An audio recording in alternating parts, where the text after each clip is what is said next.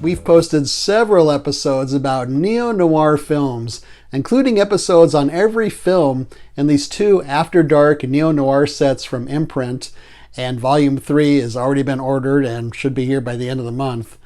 And sometimes this neo-noir label is kind of thrown around casually, I think.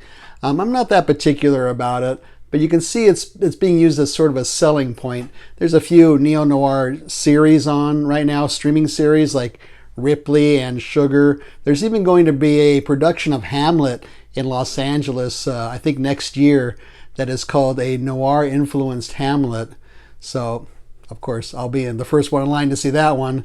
But all those films vary in quality, of course, and they also vary in how noirish they all are. But some films do stand out from the rest, and that brings us to today's episode. This is the Kazdoy Closet. I'm Kazdoy. That's my closet full of all the stuff that I love. And today, a film that many people believe belongs in the top 10 of neo-noir films. But does it really belong there? Let's check it out. Today's film is Red Rock West from 1993, 98 minutes long, in color. This is about a drifter who arrives in a small town in Wyoming and is soon mistaken for being a hitman.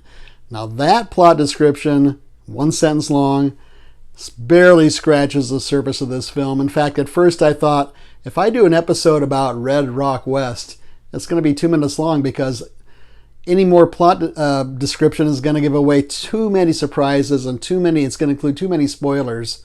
So even the extras on the disc have a warning at the beginning.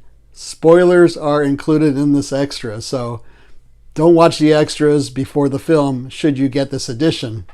It's a fun ride. At about the 30-minute mark, I thought to myself, I have no idea where this is going, but I am 100% ready for this to go wherever it's going to take me. So instead of focusing on the plot, let's focus on some of the neo-noir elements and the cast. Now our main character, true to many noirs, is a veteran. He's also a drifter in a small town in the middle of nowhere. Think of something like Detour, where the guy's just kind of wandering around the small town, doesn't know where to go. And he's a good person with his own moral code, which we find out early on by a couple of things he does and says. But then fate steps in, as it usually does in these types of films, and messes things up for him. There are several noir themes here. I'm not giving anything away because if you're going to watch a neo-noir, you're probably in for this already. We're going to have some mistaken identity.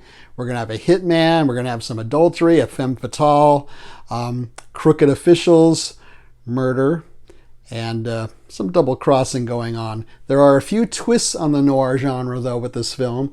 That includes the soundtrack, which is really well done, not overbearing, perfectly suits the film. It's mostly just a solo guitar, kind of twangy, kind of a spaghetti western-ish. And there's also, unusual for a noir film, some dark humor and some absurd moments as well. The cast for Red Rock West, just outstanding. Our main character is played by Nicolas Cage. He's our protagonist, our drifter guy. We first see him at the beginning of the film getting out of his car. It's obvious he slept in that car overnight, so he's in a bad situation. He's in the middle of a field in Wyoming. There's nothing there, just empty space. It reminded me of the film, the other neo-noir film, After Dark, My Sweet, where we first meet that main character as he wakes up in the middle of, I think, a mountainous area or a field. So that's how we're introduced to him. Interesting way to start. Cage is excellent here. It's an understated role for him. This is 2 years before he made Leaving Las Vegas, for which he won the Oscar. Another great actor here, we have Dennis Hopper. A similar role to Blue Velvet from 1986. In fact, the director wanted Dennis Hopper for a different role in this film because the one he plays, the director said, you've already played this role, but Hopper persisted. He wanted this role. So that's what he got. And of course, he's just fantastic. This is the same year he was in True Romance. And 1 year later, he made the film Speed, which introduced him to a much larger audience, I think.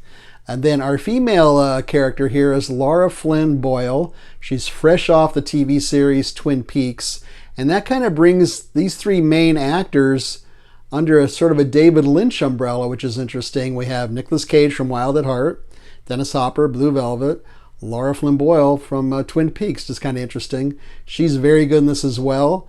Beautiful. That doesn't hurt at all, right? Especially for the role she's playing.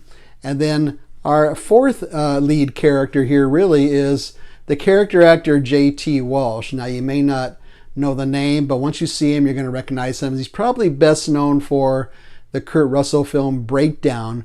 That's from 1997. He's very good in that too, and very good in this. They're all really good. The director was John Dahl. He also co-wrote this with his brother. He's a big fan of spaghetti westerns and film noir. And this is only his second feature. The one after this was another neo-noir, which I remember liking a lot. I haven't seen in a long time, called The Last Seduction. And I would love to see a special edition Blu-ray or 4K of that one too. And he lately has been making TV series, but wonderful series. Two of my favorites, Breaking Bad and The Americans, and many, many other great series is what he's directing now. So my rating for Red Rock West, I'm going to give this one $5 out of 5. My highest rating, dollar signs, because money's a motivating factor here. Great performances, suspenseful, unpredictable, totally entertaining, beautifully shot, a real nice noir feel to it as well. And is this a top 10 neo-noir? I would say definitely. So what's on this disc? Well, this is a cinematograph label, which is an offshoot of Vinegar Syndrome. It's region A. This is the limited edition. What does that mean? Well, you're getting some fancy stuff here. You get a hard case, and then this little tassel thing opens up and opens up the rest of it. And then we have this piece, which has the, as you see, kind of shiny embossed lettering. This is a fabric covered thing with a hard case again, and it opens up and the disc is there. You got the logo on top, so very unique packaging. And then the booklet is attached. It's about 40 pages long, and it is quite good actually. And a problem I think they might have is the binding here. When I first opened this up, kind of cracked a little bit, so it didn't damage it, but I think something to look out for. This binding might not be the best way to go. It might be better to have a separate booklet in here. But right now, this limited edition is going for $100 on Amazon, and it's also $100 on eBay, so I'm assuming it's out of print. But I think I paid $40, which was a little pricey, but you're getting a nice copy of it.